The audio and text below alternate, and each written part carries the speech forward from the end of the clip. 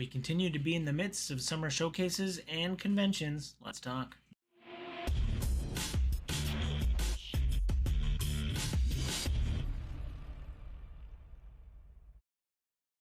What up, viewers? What up? What up? Calc Soups here, and today is Friday, August 8th, and that means it's time for a quick recap of the week in video game news. Now, I feel like I've talked about a Nintendo Direct like every week for the past 3 weeks, but there was another one this weekend, or at least last week, this week. It was the Nintendo Indies, or Nindies as I like to call them, and it showed off like a dozen or so really cool indie games that are coming to Nintendo Switch and Switch 2 that I want to talk about. The first of which is Mina the Hollower. This is the next game from the Shovel Knight developers. So a lot of excitement probably around that with their kind of 2D art, pixelated art style. Looks really fun and interesting. Another one that really caught my eye was called Well Dweller, where you play as a bird, and it looks like a roguelike where you try and it's a 2D kind of roguelike platformer where you're just trying to do typical roguelike stuff. But yeah, it had a really interesting look to it in like 3D art, but like very 2D gameplay wise. Yeah, it was pretty interesting. And then there was another one called Neverway, which I think we've seen before, um, it looks like Stardew Valley if it was like in the underground or in the upside down. It's like dark and creepy, and you apparently work for like a mystical god or something like that. But it's a life sim RPG, which just sounds like a weird mix of things, but it's also like a top-down 2D art, pixelated art style. So yeah, those are the indies that caught my eye. But let me know if you feel I forgot anything down below. Fortnite continues to add all of the IPs that you've ever heard of, known, or loved into their game. This time with higher production value. The trailer this week, where they announced that the Power Rangers will be coming to Fortnite, was a live action trailer. They had actors and people in the really cheesy Power Ranger suits and like costumes for enemies they were fighting like weird turtle things. But yeah, they had a whole Power Rangers trailer. So I'll have a link down below for you to check that out. But yes, Fortnite continues to add everything you know and love into the game, including Power Rangers for us millennials. Evo 2025 was last weekend, so everyone's favorite fighting game tournament slash convention slash showcase happened last week, and there was a bunch of fighting games that we're here to talk about. First of which was the Invincible fighting game, Invincible Versus. Finally, announced and showed off that Omni-Man would be in the game, which would be a pretty interesting character to not have on the roster. So glad that he's coming, and I'm curious if it sounded like they used snippets from the show for his voice lines as opposed to him like re-recording lines for it. So probably a little shortcut there.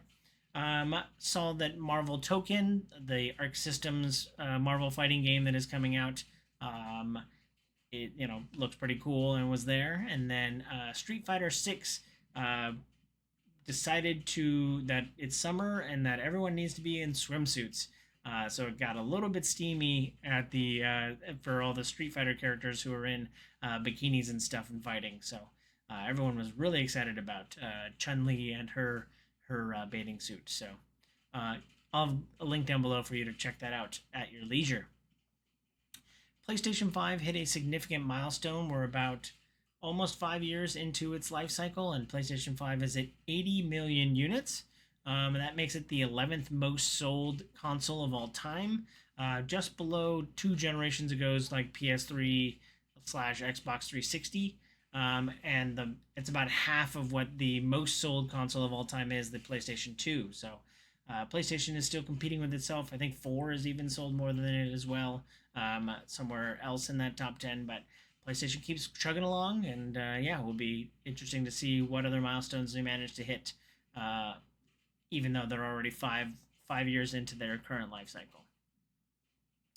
Speaking of fighting games, Tekken is getting a board game, which just sounds like a really weird interaction of things. Yeah, I'm all for taking video game IPs and converting them into board games. I have the Dark Souls board game. I know that the Horizon one's pretty cool. I am a proud owner of Deep Rock Galactic, the board game. This War of Mine, the board game. So pretty interesting. I like when they take video games and turn them into board games. Slay the Spire board game. Me and my wife love playing. But Tekken is a competitive fighting game. It looks like you play cards and manage like resources to like fight each other. So it'll be really interesting how they manage to convert it. And I'll have a link to the Kickstarter where you can check that out down below. But and they have that whole marketing beat of we hit our goal in 35 minutes, which means our goal wasn't set high enough. But it is also just another publicity stunt marketing beat. But I digress. A Tekken board game is coming to a tabletop near you. Speaking of tabletops, Diablo is coming to your tabletop, and it is not a cool like demons and angels kind of fighting tabletop war game that I would have loved. Diablo is being turned into a tabletop RPG, much in the vein of like Dungeons and Dragons, which is interesting because I don't really feel like I've embraced a character. Like, there's definitely classes you pick with your Diablo character, but like you don't make decisions and like make a you're not playing a role as far as the R and the RPG is concerned.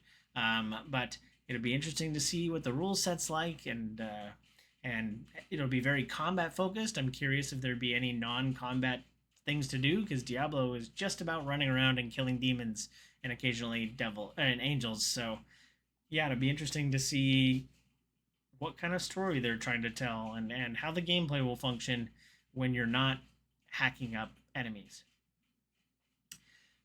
It is Hellblade's 8th anniversary exactly today because I have it in my phone because it's one of my favorite games of all time. And to celebrate that anniversary, they are doing a collaboration with Passarella, which is a clothing line, and they've got Senua's face all over some really cool long sleeve shirts and some of the creepy quotes from Hellblade, which not necessarily my art style, but like I said, massive fan of Hellblade, so I might still pick up a long sleeve shirt with Senua's face on it. And you can check those out too. I'll have a link down below. I too have always questioned what a Pokemon would taste like and which ones will taste differently. I think Charmander probably the best tasting Pokemon in my mind. Something a little spicy, but also like a lizard meat. I digress. Pokemon is collaborating with Campbell's Soup to bring you Pokemon. Can't I assume just shaped noodles for your chicken noodle soup for your alphabets kind of but Pokemon themed. But maybe just maybe we'll get some Pokemon chunks in there. We can know what Pokemon really tastes like. Another convention is happening this weekend, and as part of that, there was a big announcement that I'm excited for. Hexen and Heretic are getting remastered. Now, if you haven't heard of those, that's totally fine. These are Doom clones that were back in the day when Doom clones was the official name for the FPS genre. A little token fact for you there.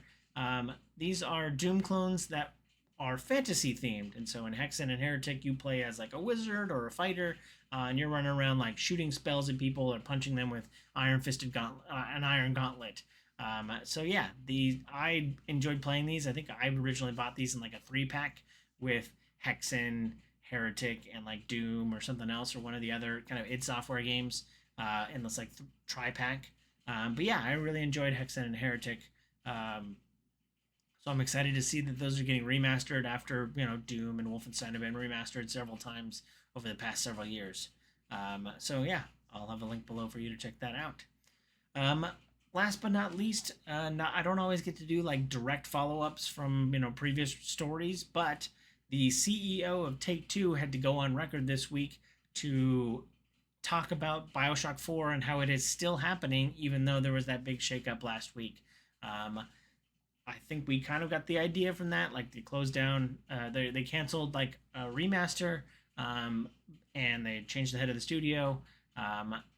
But BioShock 4 is still, even though it is not up to their standard, it is still happening, and they're going to work towards getting it up to their standard. So, yeah, I'm still excited for BioShock 4. I assume all of this is going to at least delay it from whenever they were originally planning to work on it, even though we don't have a confirmed date yet.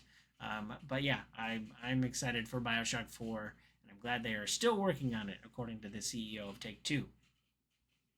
That's it for this week. Let me know if you feel I forgot anything down below in the comments. Thanks for watching. I hope you have a super day. I hope you have a super weekend, and I hope you have a super day. Bye.